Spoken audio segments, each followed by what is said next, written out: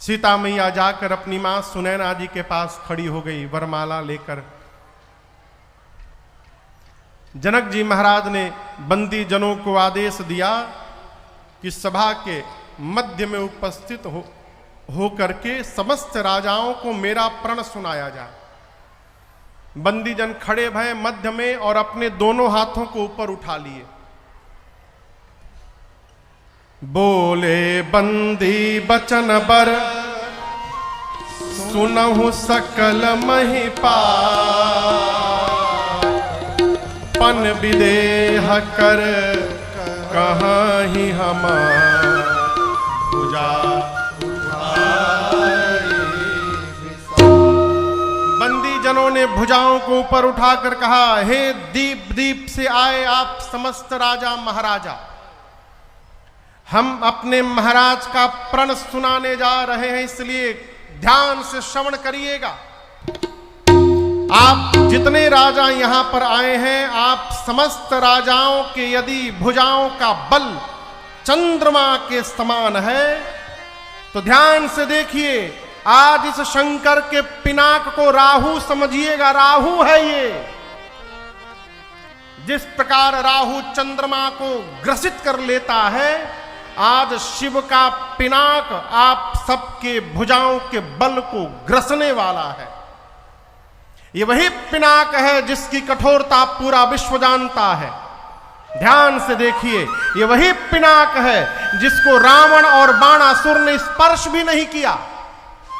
आज इस राज समाज में आप समस्त राजाओं में जो भी राजा इस धनुष को उठाकर इसकी प्रतंचा चढ़ाकर इसको तोड़ेगा, त्रैलोक्य में उस राजा की कीर्ति फैलेगी। और हम कहते हैं, हमारे महाराज श्री जनक जी की लाडली श्री जानकी जू बिना मन में कुछ विचार किए उस वीर का वरण कर लेंगी। यही हमारे महाराज श्री जनक जी की प्रतिज्ञा है।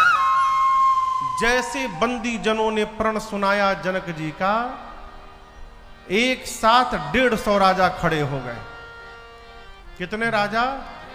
हम तोड़ेंगे, हम तोड़ेंगे। बंदी जनों ने कहा, सब मिलके तोड़ियो, बैठिए सब लोग, बारी बारी से आइए। सारे राजा बैठे। सबसे पहले आसन पर जो राजा बैठे थे, कहा गया चलिए आप तोड़िए। राजा खड़े भय। गोस्वामी जी कहते हैं, परिकर बांधे उठे अकुलाई, खड़े भय अपन कपड़ा ठीक से बांधे, धोती बांधे कहीं खुली न जाए। मुकुट सम किए, व्यायाम किए, जाने से पहले अपने इष्ट देव को मन ही मन प्रणाम किए। चले इष्ट देवन सिर, अपने अपने भगवान से मन में बोले, प्रभु जा रहा हूं, कृपा करिए टूट जाए हमसे ये। पूज्य स्वामी अखंडानंद जी महाराज कहते थे, उस सभा में कम से कम 10,000 राजा थे। कितने राजा? 10,000। जब एक राजा अपने भगवान से बोला कि प्रभु हमसे टूट जाए, तो जो 9,999 बैठे थे वो सब अपने अपने भगवान से बोले, प्रभु बचाइएगा, इससे ना टूटने पाए प्रभु। अब कहां एक राजा, कहां हजारों राजा। राजा खड़े होते, तमकी ताकी तक शिवधन धरही,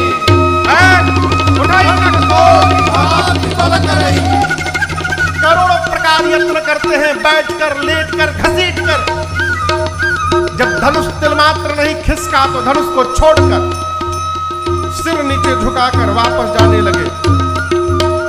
दूसरा राजा चला है उधर से, मैं तोड़ के दिखाऊंगा, मैं तोड़ दूंगा।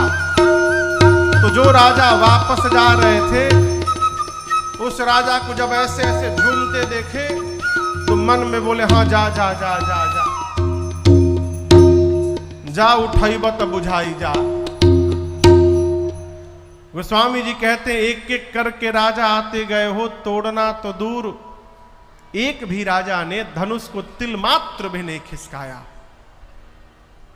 एक राजा की बारी आई, राजा खड़े हुए अपने स्थान पर और वहीं से धनुष को देख करके प्रणाम करके बैठ गए। बगल के राजा ने कहा, तुम तोड़ने नहीं गए, तुम वीर नहीं हो। उस राजा ने कहा, मैं परम वीर हूं। काहे के वीर हो? तुम तो गए भी नहीं तोड़ने।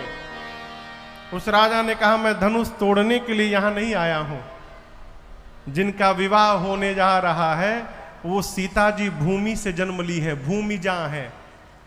हम लोग भूपति कहलाते हैं, राजा हैं। इस संबोधन के चलते सीता जी हमारी बेटी हो गई। हम बिटिया से विवाह करने नहीं आए हैं, हम बिटिया को आशीर्वाद देने आए हैं, इसलिए हम तोड़ने नहीं जाएंगे। गोस्वामी जी कहते हैं, जिनके कछु विचार मन माही, चाप समीप मही न जाही। राजा धनुष के पास गए ही नहीं। एक एक करके सारे राजा अपना बल लगा लिए, किसी से धनुष नहीं खिसका। तो राजाओं ने तुरंत मीटिंग की, मिल के तोड़ दिया जाए। कितना बढ़िया ट्रेंड है ना, आज भी ये ट्रेंड चल रहा है।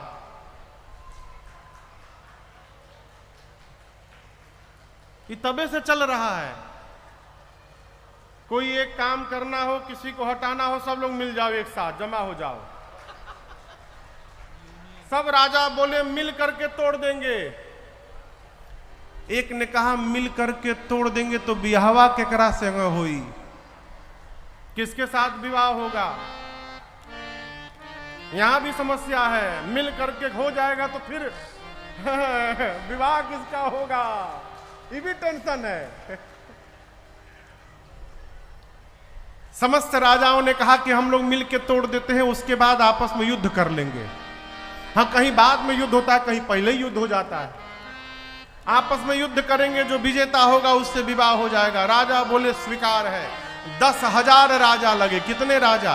10,000। बाबा कहते हैं, ए जी भूप सहसा दस एक बारा,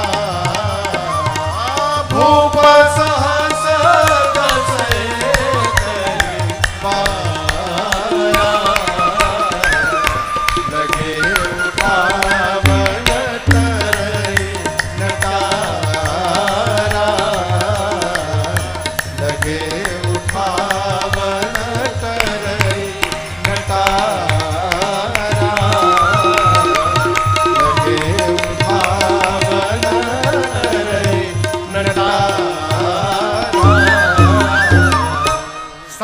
भय जोग उपहासी। 10,000 राजा लगे। वो नहीं बोलना है आगे वाला, हाँ नहीं बोलना है उसको।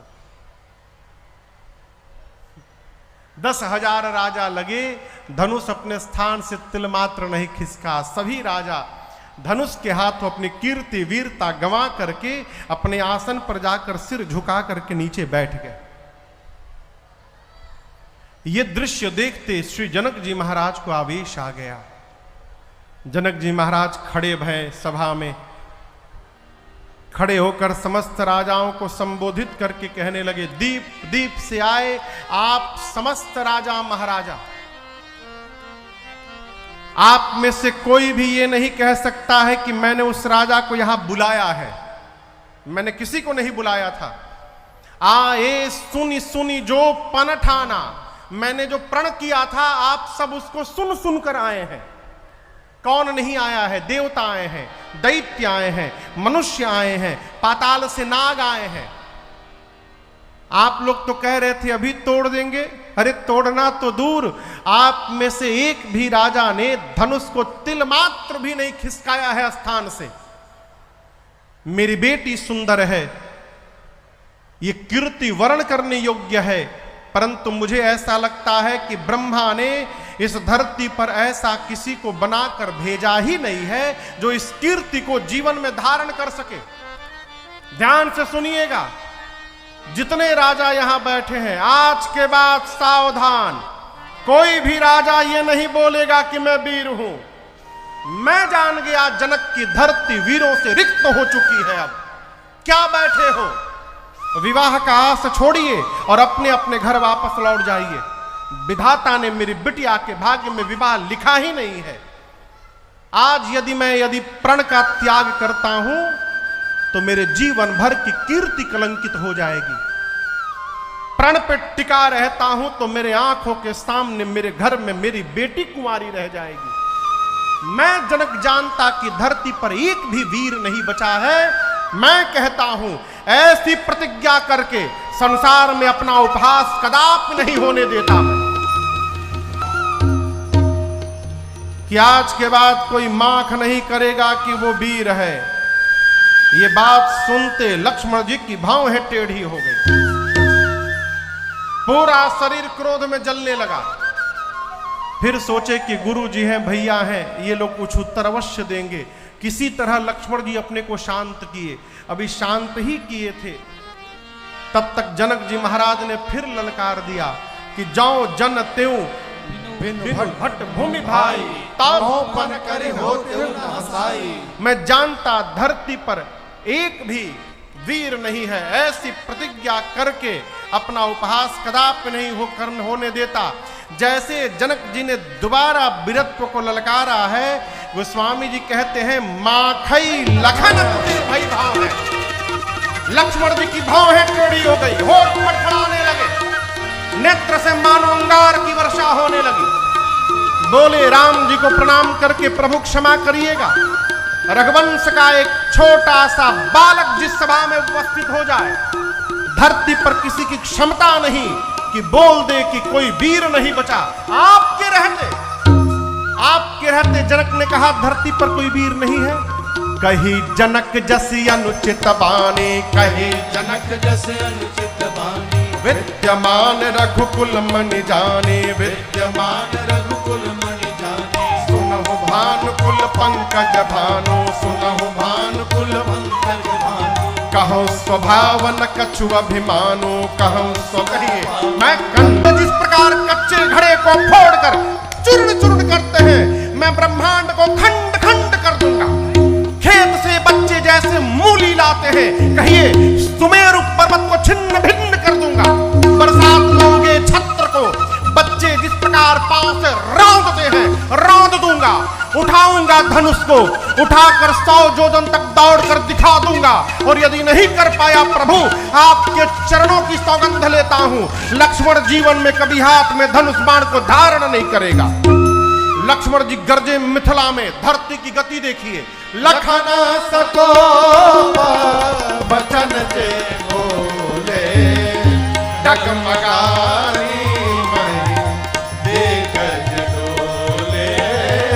डगमगानी मही एक डोले, डगमगानी मही एक डोले। पूरी धरती कांपने लगी, भूचाल आ गया हो, बिजली कड़कने लगी।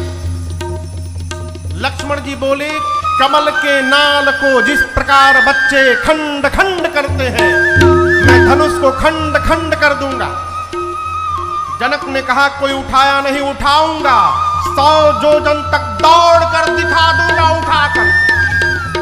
लक्ष्मण जी गरजे, सारे राजाओं के आसन कांपने लगे, दिमाग घूमने लगा। राम जी सीता जी प्रसन्न हो गए, जनक जी महाराज डर गए। अरे राम, अभी छोटका खड़ा भया, पूरी धरती कांपने लगी, बड़का बैठा हुआ है। अभी अब विश्वामित्र जी जब लक्ष्मण जी की ललकार सुने ना, तो मन ही मन विश्वामित्र जी बोले वाह चेला, का ललकारा है इस समय, जय हो। लक्ष्मण भैया पहुंच गए धनुष के पास, हाथ बढ़ा दिए हैं, हाथ बढ़ाए हैं। राम जी को देख रहे, कहे भैया कहिए तो तोड़ दूं। राम जी नाम बरबे सो न सकहि कही कलप सत, सहस सारदा। आपको बताऊं, अच्छा आप बताइए, एक प्रश्न पूछूं माता जी लोगों से। दुल्हा जब आंगन में आता है तो दुल्हा को देखकर सबसे अधिक खुशी किसको होती है? हाँ, सासू मैया को। है क्या बात है, सासू, वही में दुल्हा यदि सुंदर निकल जाए फिर तो सासू मैया 7वें आसमान पर। आप सोचिए, जगत का जीव जब दूल्हा बनकर के आंगन में आता है तो सास कितनी प्रसन्न होती है। जिस आंगन में जगत के स्वामी दूल्हा बन के पहुंच गए होंगे, वहां की सास को कितना आनंद होगा। अजय बाबू, गोस्वामी जी कहते हैं 100 कल्प तक सरस्वती और शेष नारायण भी यदि सुनैना जी के हृदय के भाव को बताने का प्रयास करेंगे तो भी बता नहीं सकते हैं, इतना आनंद आया। आज पूरा मिथिला खिला हुआ है। क्यों? राम जी दूल्हा बन के आए हैं हो। जिस राम जी को पाने के लिए अयोध्या वासियों को, दशरथ जी को तपस्या करना पड़ा, वो राम जी बिना तपस्या कराए मिथिला वासियों को दर्शन देने चले आए। आप कल्पना करिए। जेवत लालन मृदु मुस्कावत, जेवत लालन मृदु मुस्कावत, जेवत लालन मृदु मुस्कावत, सिया अली बलिहारी छयलवा को दई हो चुनी चुनी गारी, छयलवा को दई हो चुनी चुनी गारी, छयलवा को दई हो चुनी चुनी गारी, छयलवा को दई हो चुनी चुनी गारी। राम जी भोजन करने बैठे, सखिया लगी गरियाने। एक बूढ़ माई जा करके, ये जो माई लोग बेना चला रही है ना, बेना क्या कहते हैं? बेना कहते हैं पंखा को, हाँ बेना कहते हैं ना। एक बूढ़ माई ली जाके राम जी के पास बेना चलाने लगी, ऐसे ही बैठ गई। हाँ अब बेना चला चला के माई पूछती है राम जी से,